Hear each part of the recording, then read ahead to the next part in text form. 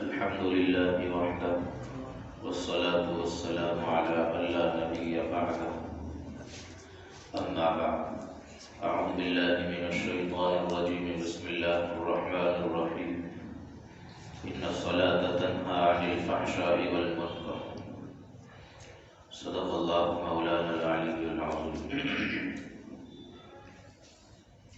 گزشتہ کئی مجلسوں سے نماز کے فضائل پر قرآن کریم کی آیات آپ کے سامنے پیش کی جا رہی ہیں۔ آج کی مجلس میں بھی کچھ اور آیات قرآن کریم کی جو نماز کی فضیلت کو مختلف انداز میں مختلف طریقے پر نازل ہوئی ہیں، ان کو بیان کرنا مقصود ہے۔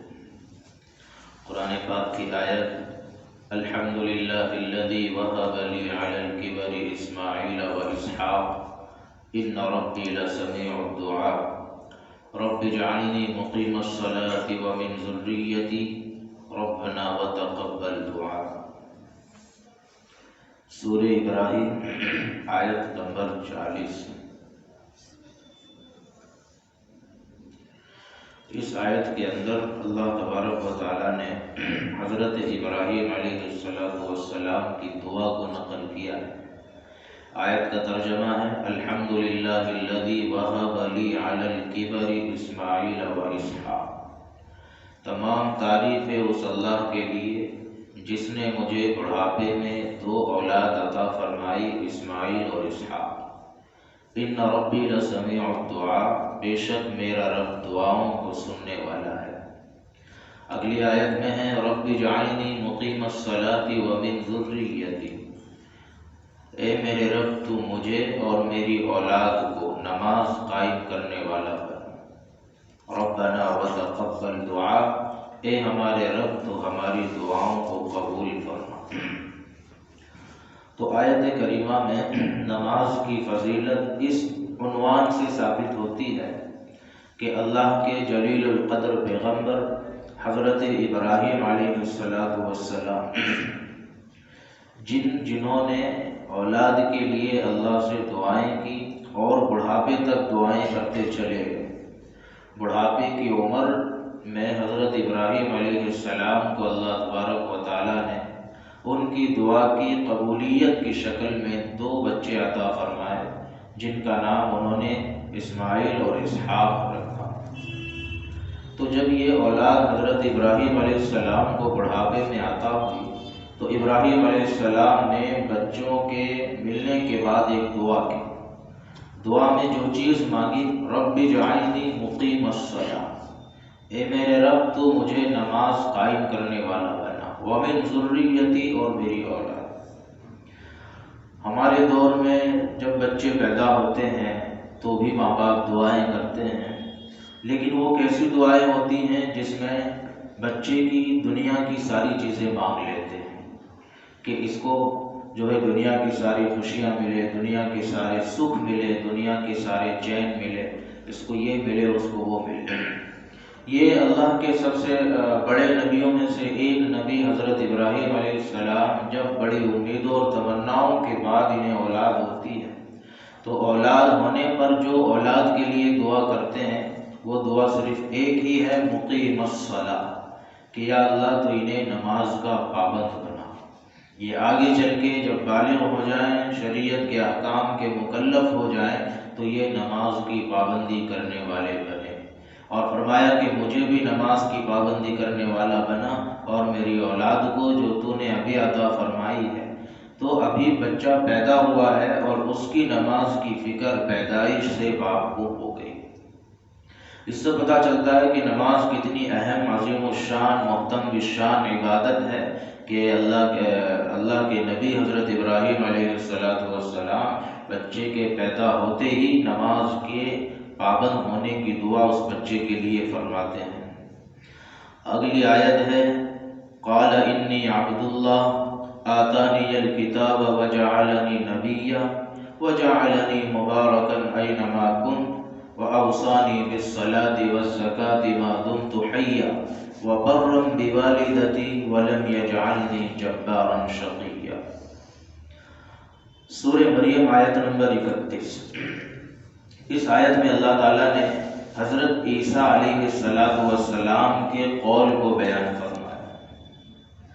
جب حضرت مریم کو اللہ تبارک و تعالیٰ نے معجزاتی طور پر بغیر باپ کے حضرت عیسیٰ علیہ السلام عطا فرمائے، تو حضرت مریم جب حضرت عیسیٰ علیہ السلام کو گود میں لے کے اپنی قوم کے پاس آئی تو قوم کے لوگوں نے اس بچے پر اور حضرت مریم پر بہتان لگانا شروع کیا اور کہا کہ اے مریم، یا مریم لقد جئت شیئا فریا، یا اخت ہارون ما کان ابوک امرأ سوء وما کانت امک بغیا، نہ تو تیرا باپ نافرمان تھا نہ تیری ماں بد کردار تھی، پھر یہ تو نے کیا کر دیا کہ تو نہ تیری شادی ہوئی تو بچہ کیسے پیدا ہو گیا؟ اس کی ایک ہی شکل ہے کہ تو نے کسی سے منہ کالا کیا جس کے نتیجے میں یہ بچہ پیدا ہوا۔ تو اللہ تعالیٰ نے حضرت مریم کو یہ پہلے ہی سمجھا دیا تھا کہ تمہیں اپنی قوم کے طعنوں کا اور اپنی قوم کے سوالوں کا جواب نہیں دینا۔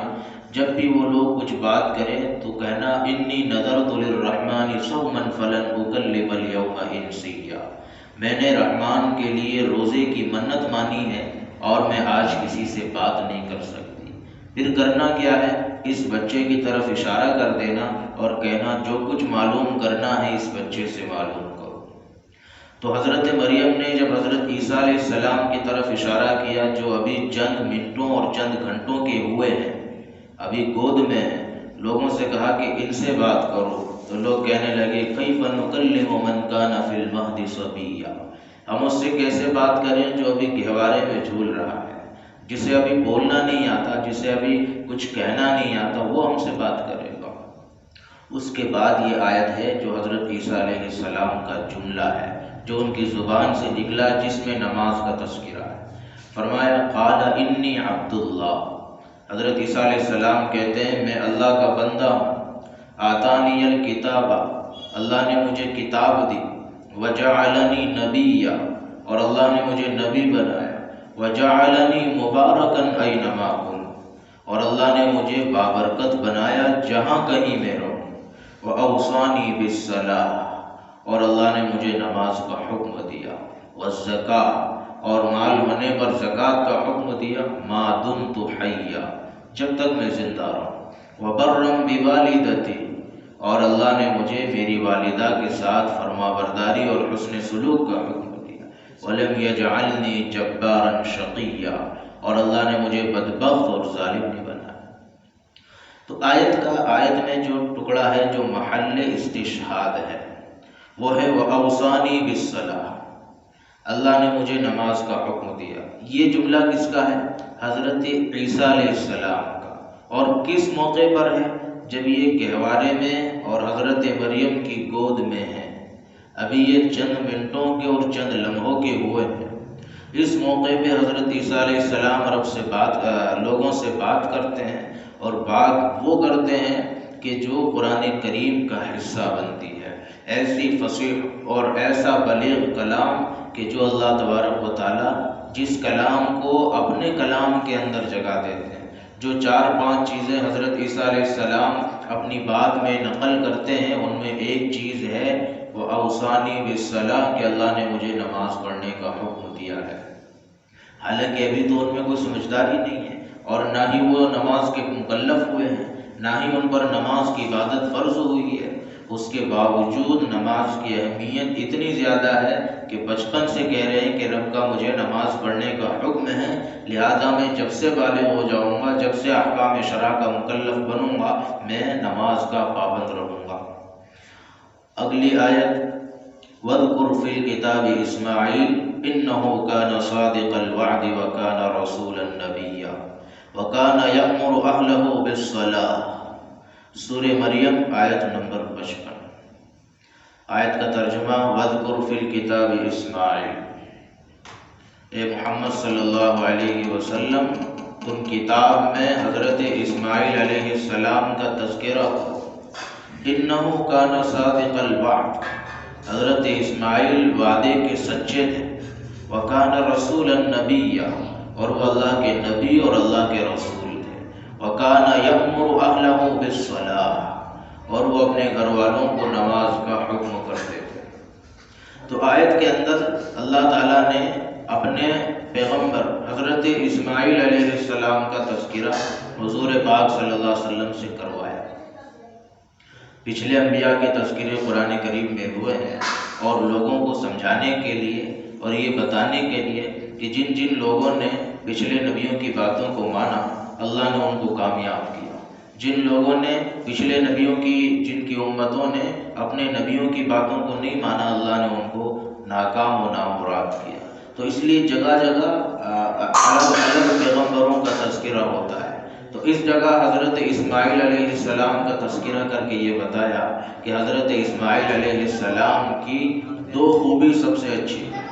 پہلی خوبی انہو کان صادق الوعد، کہ حضرت اسماعیل علیہ السلام وعدے کے سچے تھے، جب وعدہ کرتے تھے تو اس کو مکمل طریقے سے نبھاتے تھے، انجام دیتے تھے، وعدہ خلافی نہیں کرتے۔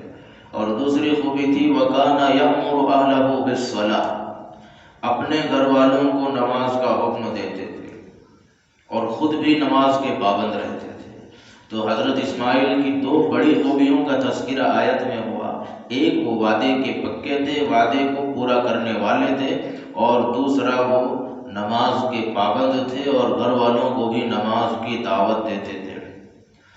اگلی آیت یا ایھا الذین آمنوا ارکعوا واسجدوا واعبدوا ربکم وافعلوا الخیر لعلکم تفلحون، سورہ حج آیت نمبر 77۔ آیت کا ترجمہ ہے یا ایھا الذین آمنوا ارکعوا، اے ایمان والو رکوع کرو، واسجدوا اور سجدے کرو، واعبدوا ربکم رب کی عبادت کرو، وَفْعَلُوا الْخَيْرَ خیر کی باتیں کرو، لَعَلَّكُمْ تُفْلِحُونَ تاکہ تم کامیاب ہو جاؤ۔ تو اس آیت میں جو چیزیں بیان فرمائی ہیں اکثر کا تعلق نماز کے ساتھ ہے۔ ایک ہے ارکعوا، رکوع کرو، رکوع نماز میں ہوتا ہے۔ پھر فرمایا اسجدوا، سجدہ کرو، سجدے نماز میں ہوتے ہیں۔ پھر فرمایا اعبدوا ربکم، رب کی عبادت کرو، عبادت کی بہترین شکل نماز ہے۔ پھر فرمایا وَافْعَلُوا الْخَيْرَ، خیر کے کام کرو، خیر کے کاموں میں بہترین کام نماز ہے۔